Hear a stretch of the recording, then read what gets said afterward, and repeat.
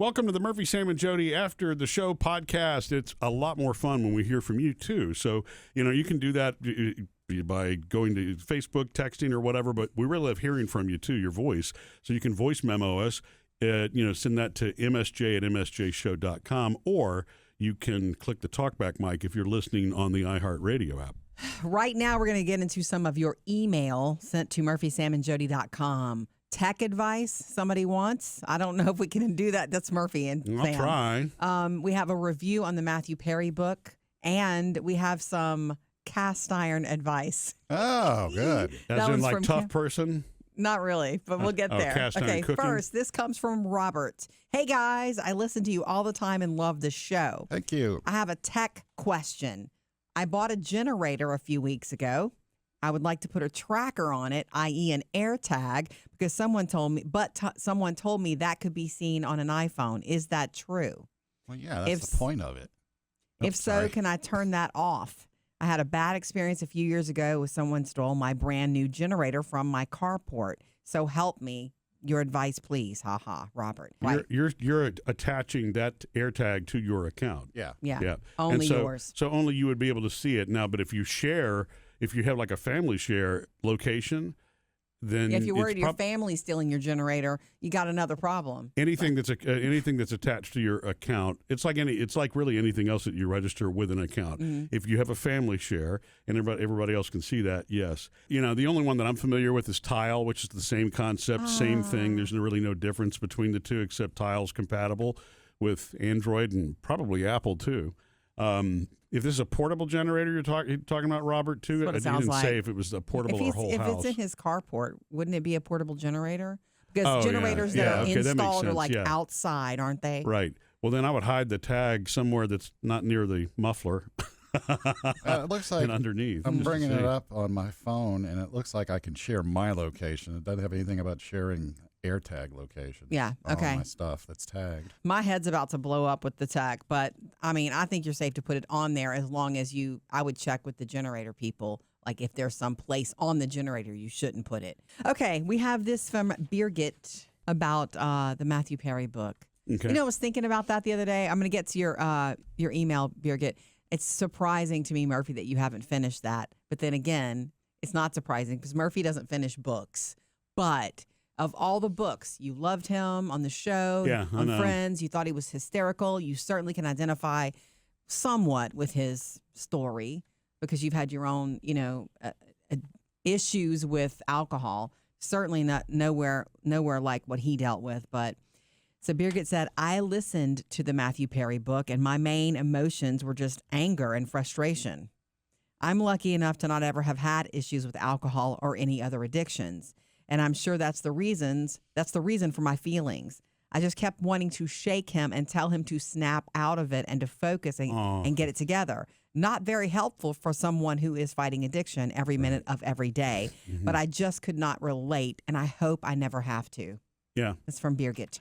I can see that too. I mean, there are a lot of people that that don't relate to it, and there's nothing wrong with that if you don't. But try not to be judgmental. I mean, that's what she's saying. I'm trying not to be judgmental. Sure. Yeah. A friend of mine, whenever we had posted about us all reading the book, and a friend of mine shared that she wanted to also kind of the same sentiment. She wanted to shake him and just tell him, don't do this, straighten up, or do this. You just want the story to end differently, almost. Mm-hmm. And but not knowing what it is to be in the grips of something like that is a blessing. The fact that you can't relate to it. Yeah.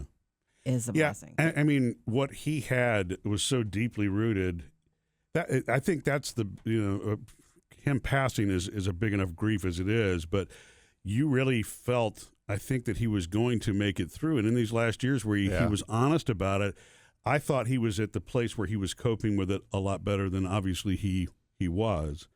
But he probably it's not a straight shot. Mm-hmm. He probably had good days and bad and some super bad. Yeah, after finishing the book, it's like I didn't think, oh, this is never going to end good. It's like and it's like, oh, good, he's working on it. He still has a struggle. Sure. I didn't think it would end where it ended, but yeah. Mm-hmm. Yeah, I think it's difficult to understand, and we've known a number of different people. Somebody that we worked with, his name was Ed. He was a super guy, very talented individual, who battled those demons for a very long time in his life and was really not able to overcome them. And you can do stints in rehab. You know, it's so you never really know what it is inside that draws that person where they can't get past the I can't control this, so let me just be at peace with it. It's just not that easy, unfortunately. That's why I have great empathy, and that's why I feel really fortunate that when I stopped drinking in 2011, that that's where my mind has stayed. There were two thoughts with Matthew Perry that I have. One of them is that even if you don't have an addictive personality or any of that sort of stuff, any of these things that are these opiates that you take, no one is immune to how addictive those things are. Period. End of story.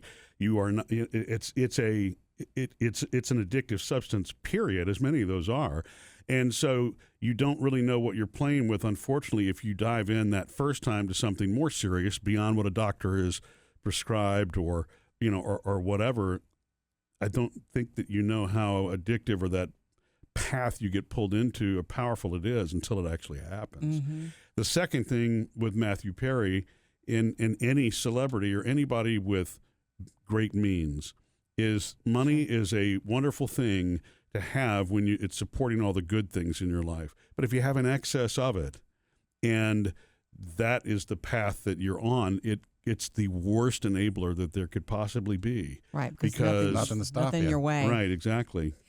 I had this conversation. I promise we'll move to the cast iron.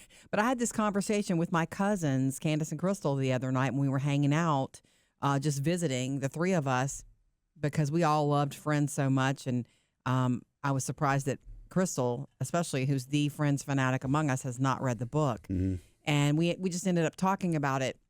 And it just came to my brain, and this is just a hunch that I have. It's based in nothing. It's just a hunch that I have that, to me, some of the people that we have seen or all know, or people that we read about like Matthew, there's something about how much pain a person is in.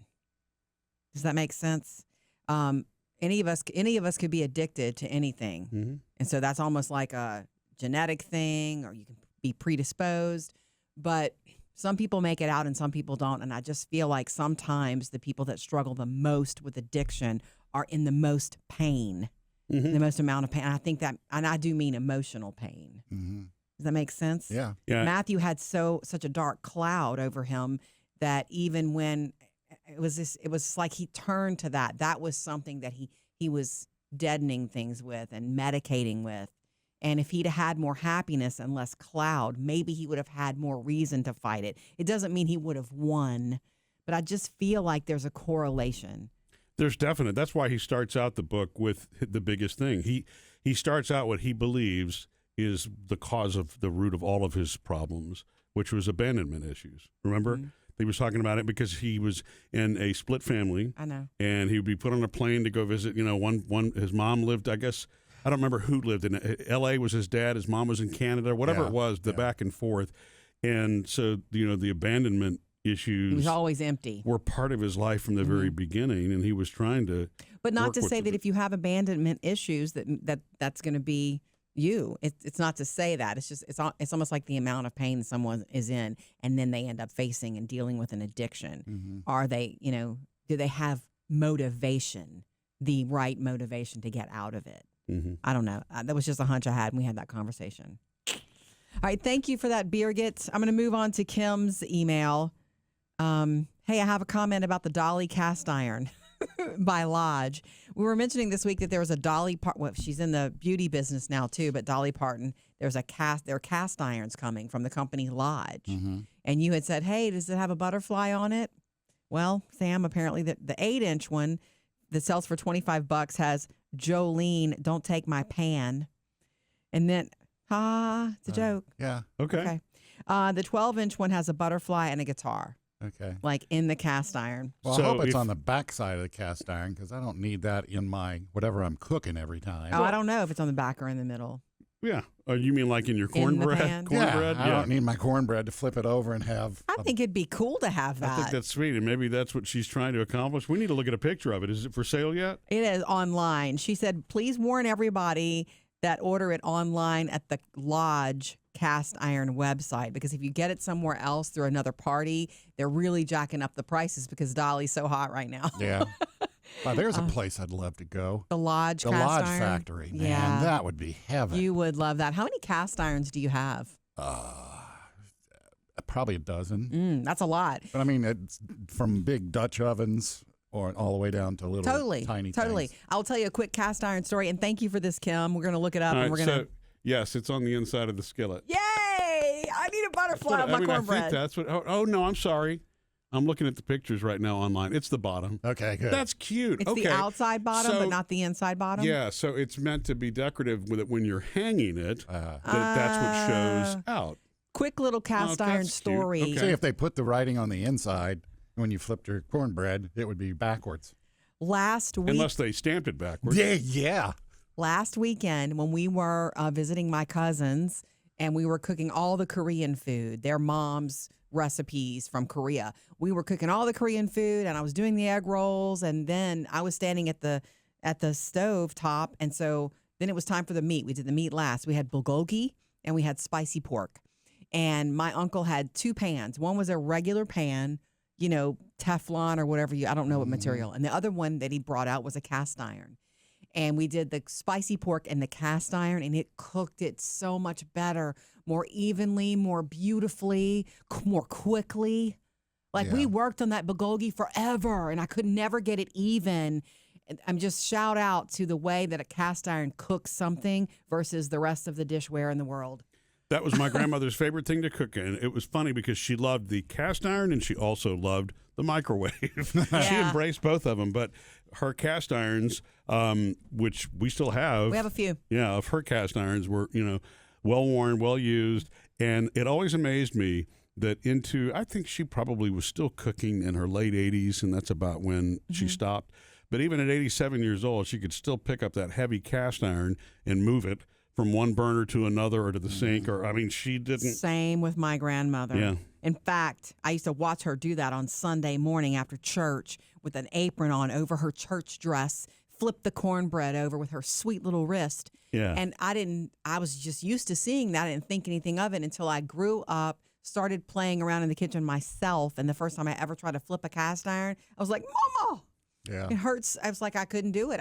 You have to work. You have to do that for a long time to learn how to do it. A big giant pan that you gave me, Murphy, the big one from your From parents. my dad, yeah. It's like, I don't know how big it is. That one is heavy. Yeah, that's the biggest one I think I've ever seen. Yeah, that's not a one-hander. Well, and they had even awesome for me. one. I think they had never used it, right? When I gave it to you, didn't it still have the box and all that kind of stuff in it? So, What a great gift. Yeah. Best burger that you'll ever make at home is in a cast iron, I think. Yeah. There's something about it. It just, the flavor goes all back into the burger. Well, and the grease and you can also get the I don't know what you call them, the cast iron griddles, I guess, that you can put on top of your grill if you want that same effect, when you're cooking outside or whatever. I've got that on my little grill where we could do smash burgers and it makes it a little crispy on the outside and it's all we good. get the smasher for you. Yeah. Anyway, thank you for the emails. Keep it coming anytime. We love connecting with you in all the ways. Missed any part of the show? Get it all on the Murphy, Sam, and Jodi podcast.